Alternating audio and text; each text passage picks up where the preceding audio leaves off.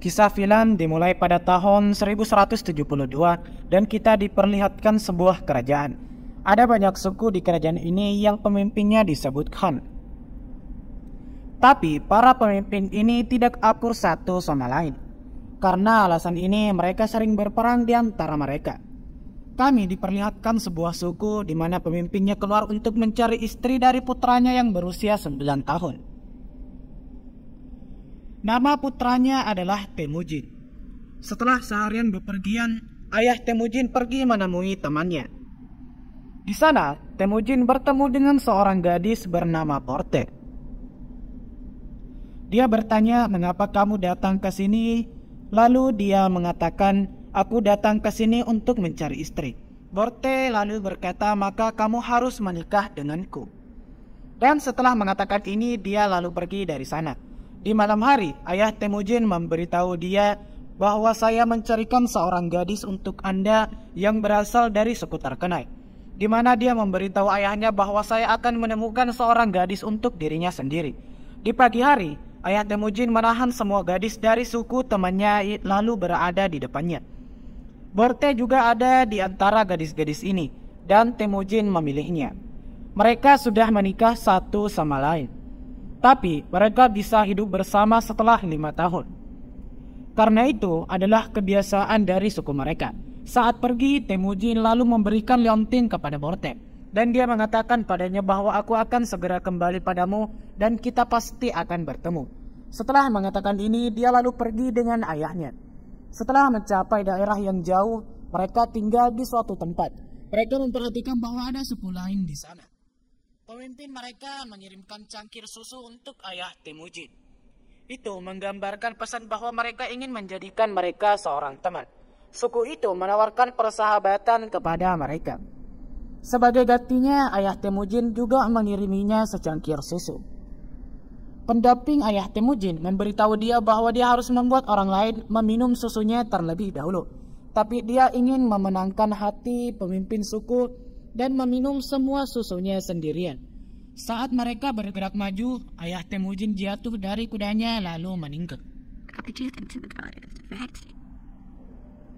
Di sini diketahui bahwa itu adalah jebakan dari pemimpin suku itu. Dia mengirim susu yang telah dicampur racun. Setelah kematian ayah Temujin, setelah dia meninggalkan mayatnya di sana, semua anggota sukunya lalu pergi. Menurut mereka, jika ingin bertahan hidup, mereka harus hidup setelah menjadi bagian dari suku yang kuat. Setelah kematian ayah Temujin, orang spesialnya membawa mereka ke suatu tempat. Bersamaan dengan ini, dia lalu mengendalikan semua hewan. Ketika lelaki istimewa itu pergi, ibu Temujin lalu memberitahunya, "Kamu sedang tidak baik-baik saja. Suatu hari nanti anakku akan membunuhmu saat dia besar nanti. Dia akan membalas dendam padamu," dan pria itu lalu menjadi takut. Dia pikir mungkin anak laki-laki itu akan membunuhnya setelah dia dewasa. Untuk alasan ini, dia memutuskan untuk membunuh Temujin terlebih dahulu. Tapi itu adalah tradisi di antara orang-orang dari suku itu. Mereka tidak membunuh wanita dan anak-anak. Untuk itu, pria tersebut mengukur tinggi badan Temujin. Dia mengukur tinggi badannya dari roda, tapi Temujin jauh lebih kecil dari ini. Dan dia lalu dibebaskan setelah dinyatakan sebagai anak-anak. Pria itu memberitahu ibu Temujin lalu sambil pergi, "Aku pasti akan datang untuk membunuh Temujin." Waktu terus berjalan dan musim dingin tiba. Temujin tidak punya tempat untuk bersembunyi karena musim dingin sudah mulai.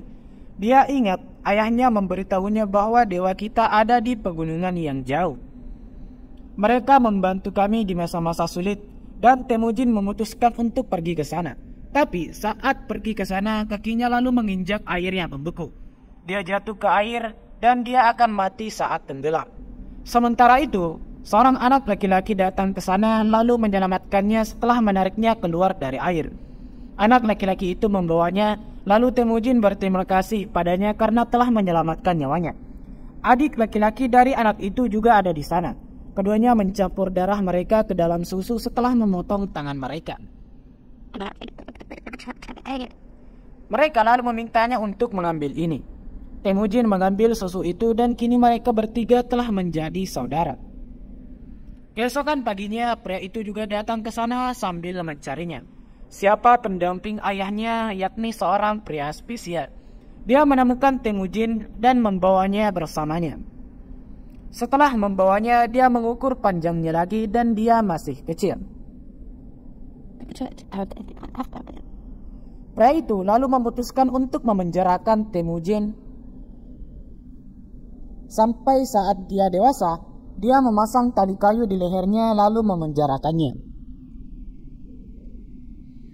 Lalu ada seorang pria di suku ini yang setiap hari memberi makan Temujin dengan makanan, lalu membalut lukanya. Waktu berlalu dengan cara ini, dan orang yang memenjarakannya ketika mengukur tinggi badannya, Temujin masih terlalu kecil. Suatu hari, hujan deras dan semua orang pergi ke tenda mereka. Pria yang merawatnya lalu memberinya makanan, memanfaatkan ini dan membebaskan Temujin.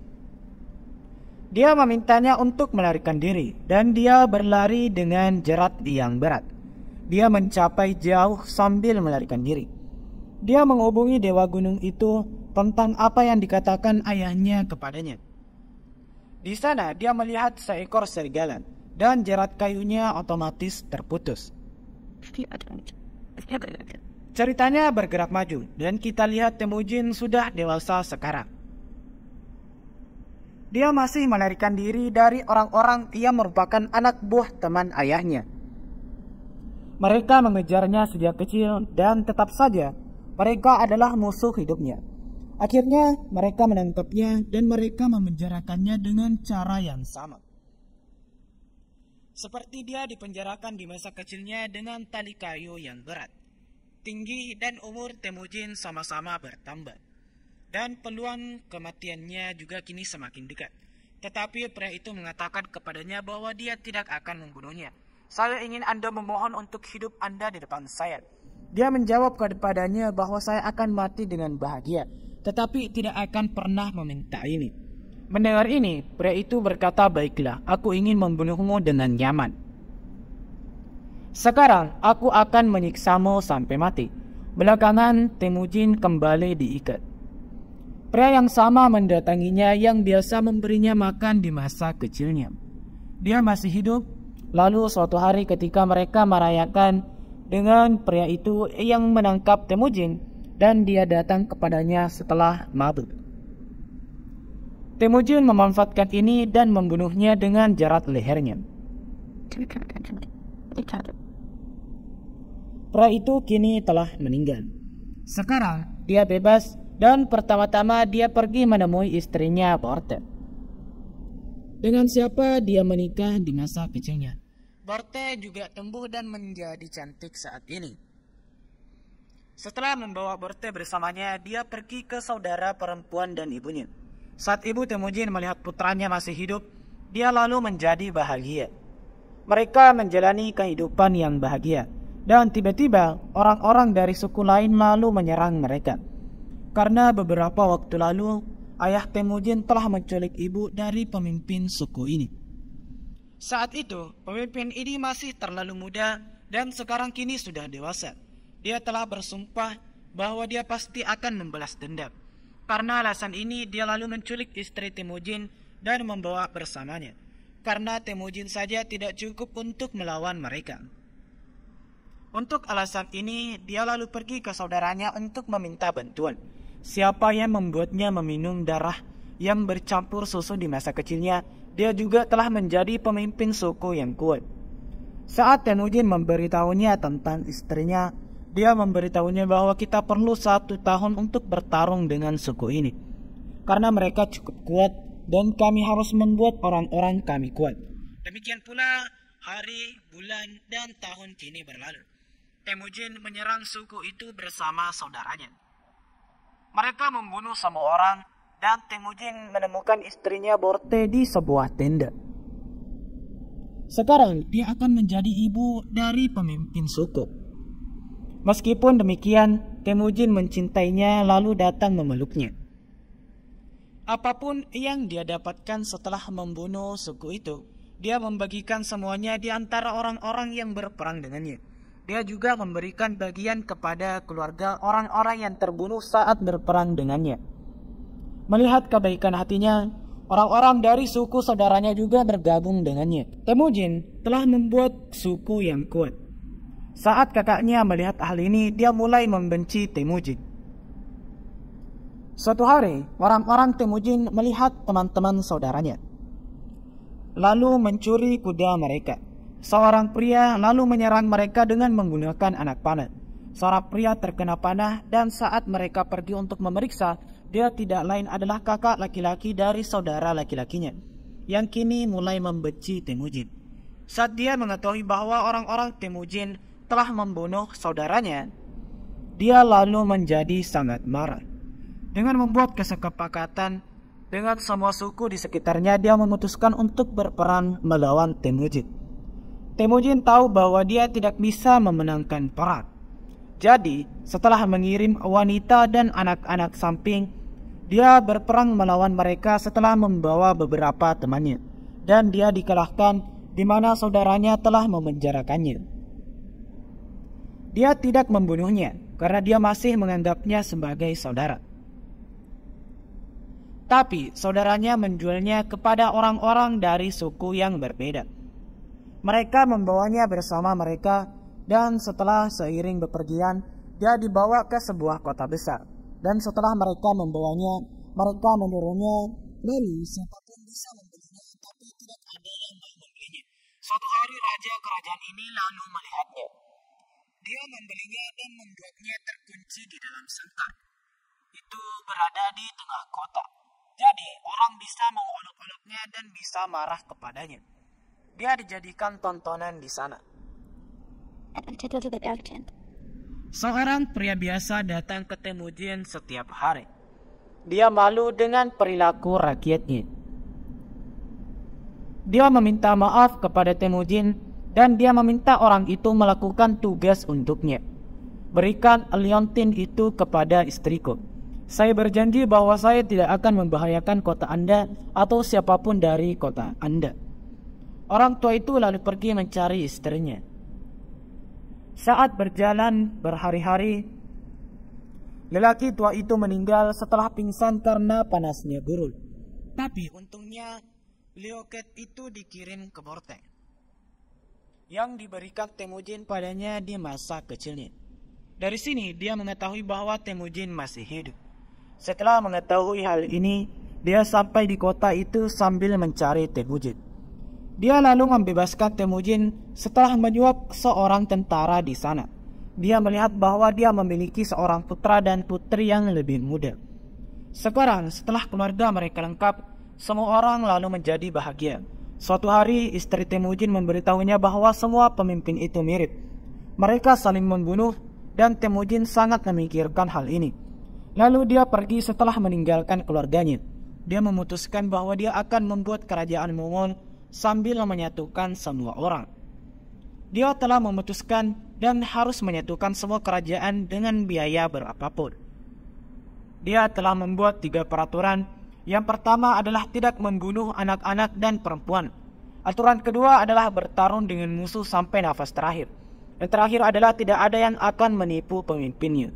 Pada tahun 1996 kita diperlihatkan bahwa Temujin telah melakukan apapun yang dia pikirkan. Dia telah membuat pasukannya. Hanya ada satu halangan untuk menjadi rajanya.